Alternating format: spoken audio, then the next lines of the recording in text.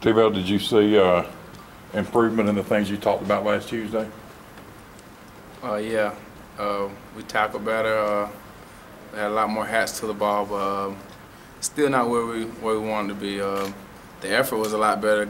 A lot of guys play hard on both sides of the ball, but we still got to get some things cleaned up as far as on the defense end, missed tackles and the execution level of getting off the field on third downs.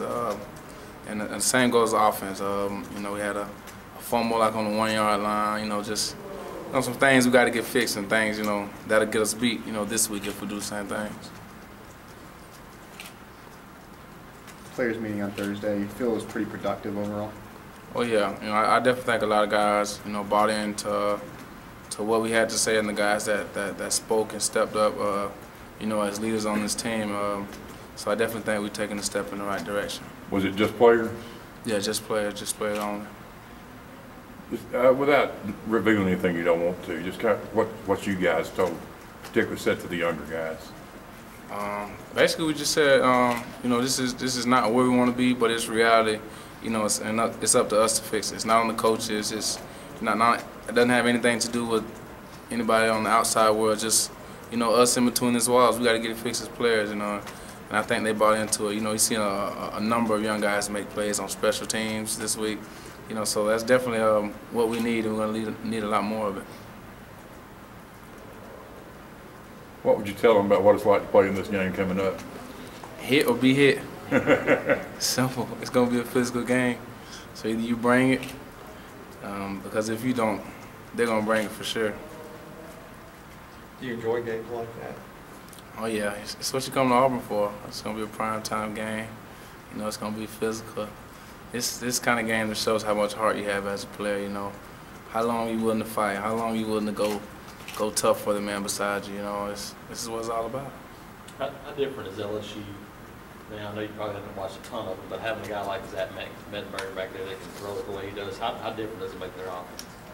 I think it really adds another dimension, to them. Not only can they run the ball, downhill, but he can sling it every which way. He can make the most difficult throws from one hash to the other sideline, and he can put it on the rope. So, he makes them a much better team, and just looking forward to playing.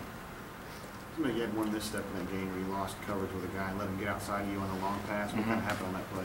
Bad eyes. I was anticipating a route, and he kind of converted it on me, and I was just looking at the quarterback too long, and it got the best of me.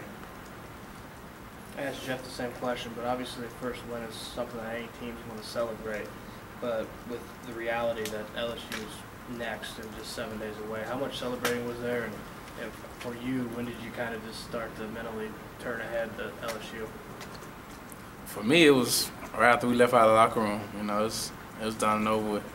LSU is what's next. They're our responsibility now. That's who we have to focus on. So for me, it was right after the locker room, and I think for all the other guys, if it wasn't then, it was right after we got out of the meetings. Now it's LSU, and that's what everybody has to be focused on. How important is it to you to kind of make amends for getting beat the way you guys got beat by these kinds of teams last year?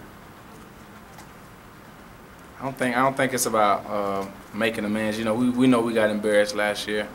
Only thing we can do is try to get that nasty taste out of our mouth. We know they're going to come in and play physical. They're going to give us their best effort, and that's what we want to give them. We're at home. It's definitely an advantage for us. So we're definitely going to use the crowd to our ability. We're just going to go out there and play hard. We just try to get that nasty taste out of our mouth. Because they embarrassed us last time we played them. How is it? What does it do for you as a player to play in that stadium at night when it's really loud and lively? For me, it's a definite confident booster. Just playing in the stadium, and especially at night, that stadium's just rocking when you got an opponent like LSU come in. So to me, it's big, and those young guys, they haven't experienced it yet.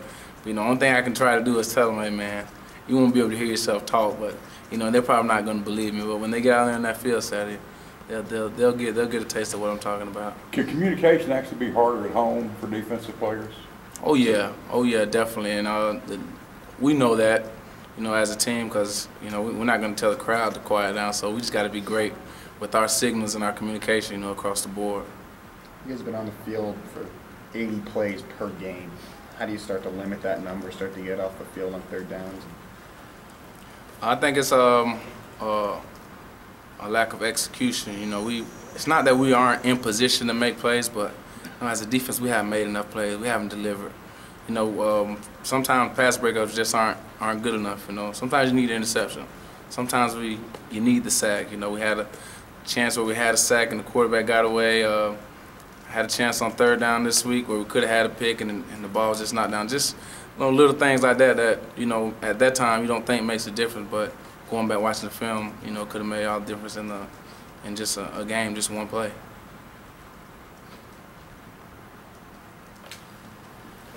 Appreciate it, T-Bill.